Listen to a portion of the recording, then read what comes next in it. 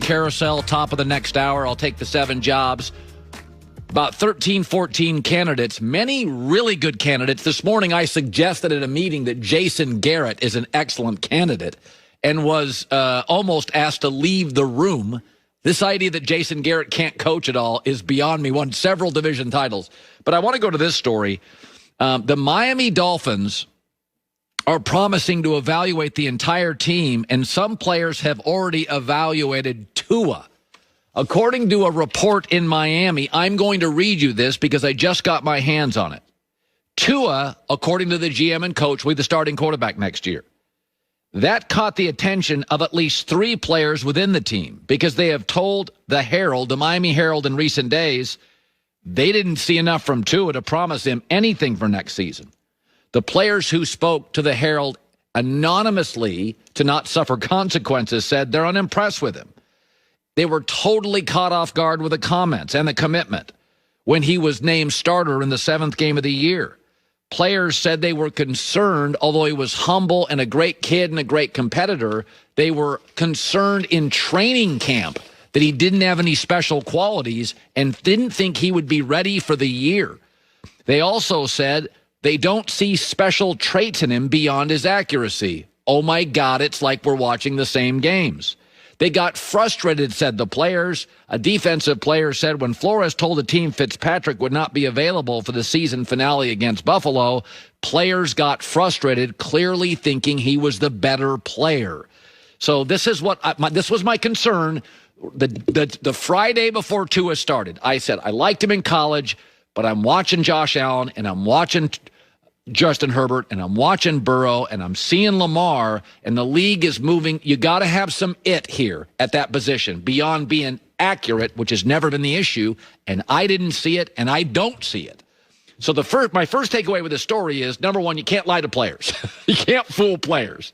Like, guys figure out, you know, you can go to 2 basketball practices in the NBA, and guys know if it's a bad draft pick or a good draft pick. You can't fool players. They know who can play. That doesn't mean they should be general managers, but they understand who's got it and who doesn't. I've had several players on this show I've been doing this a long time, and I've asked them, how long do you have to watch a draft pick before you're like, dude can't play? And they're like, it's a couple practices. You can tell if a guy's a star first practice. You can tell if he's a bust by the 3rd practice. And I'm not saying Tua's a bust. But the second thing is general managers and head coaches do not want to invalidate their choices. So they tend to give their top draft picks much longer runway to succeed. Now, I do think Flores is an excellent coach and has the locker room. But it does show you that when you look at Miami, and Joy and I have both said this, if I said to you with any team in the league, oh, their defense is great, the coach is outstanding, I love their special teams, they didn't make the playoffs, you'd be like, oh, they got a quarterback issue. Yeah, that's what they appear to have in Miami. Joy Taylor with the news. No. Heard on the news. This is the Herdline News. Another team that has a quarterback issue is the Houston Texans. Oh, boy. Reports of Deshaun Watson's unhappiness with the current state of the Texans organization have been running wild over the last week, and former Texan Andre Johnson publicly sided with Watson.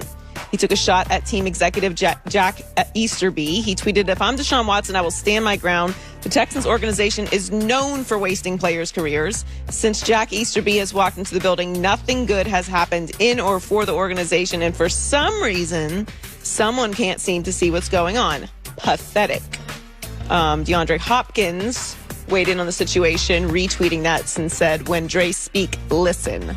So clearly there is something very strange going on here. Well, first thing, the messenger matters here. Andre Johnson, classy, quiet. Doesn't get involved in stuff. Team guy. Yep. So this is like Calvin Johnson saying something. There are athletes that do not get involved in Twitter and in these kind of discussions. So when Andre Johnson talks, it's like Larry Fitzgerald.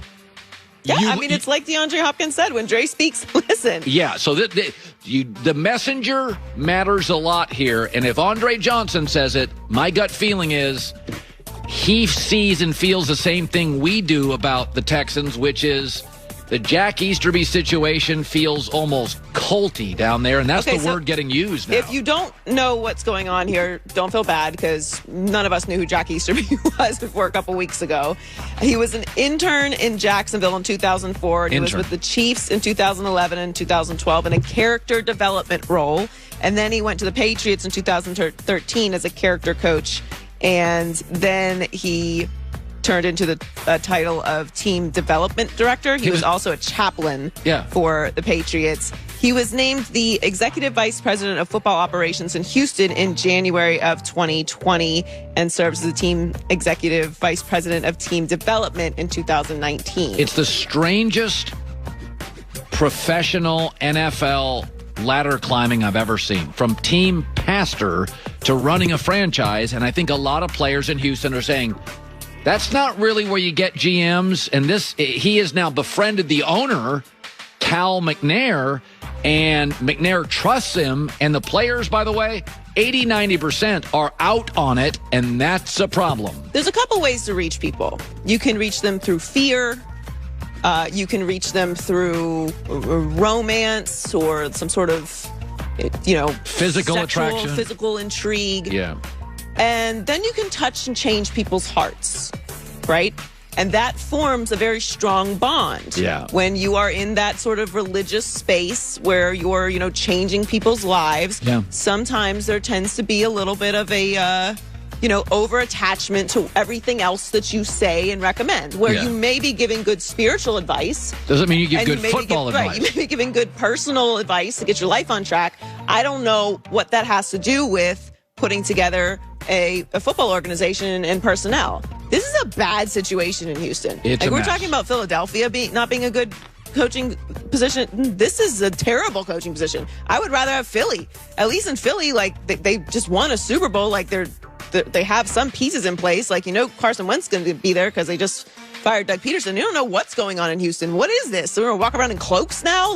It feels what's happening? It feels like Scientology and cleats. It's so weird. It's so culty. It's very, very strange. Yeah. So the Seahawks have parted ways with offensive coordinator Brian Schottenheimer. The team announced the decision yesterday, citing philosophical differences, which is a very classy way of saying we are not on the same page. Schottenheimer spent the last 3 seasons running the offense in Seattle. Seattle scored over 30 points in 7 of their first 8 games this season, but they scored more than 30 just once the rest of the year, and that was against the Jets. They really took a pretty quick dive this season. Can I have one opinion here? Yes. Okay, so Pete Carroll wants to run the football. Okay, then maybe don't make the offensive line the weakness of the franchise, number one. And then number two, don't draft Rashad Penny in the first round, who's a bust, when Nick Chubb's available. Pete Carroll wants to run the football. Your offensive line's a liability, and your running backs, I like Chris Carson, when he's available, but you're asking, this is not a situation like Cleveland where you're like, run the football. Yeah, it's the highest graded offensive line, and you got Kareem Hunt and Nick Chubb. You can do that. Or Cowboys a few years ago, run the football. Tyron Smith, Travis Frederick. Yeah, you have the best offensive line in football, and you have Ezekiel Elliott. So if you want to run the football, draft better running backs. You whiffed on a first-round pick 3 years ago. Put together an offensive line. Yeah, outside of Dwayne Brown, left tackle. I do like they got a rookie out of LSU, right guard, Jamal, I'm forgetting his last name. Damian Lewis, my bad. I think he's got a lot of potential. He's a big kid. But, again, the offensive line and the running backs are an issue. Rarely healthy, underachieved, but that's what Pete wants. And I think Schottenheimer probably said, I think we should this is a Russ offense. Let's throw, Well, to your point, it is a Russ, to Schottenheimer's point, I guess, if that's what he wanted, it is Russ's offense, but offenses need balance. Yes, we know what Russ can do when things fall apart. That's why we know he's spectacular. That's why we know Deshaun Watson's spectacular, because he makes something out of nothing.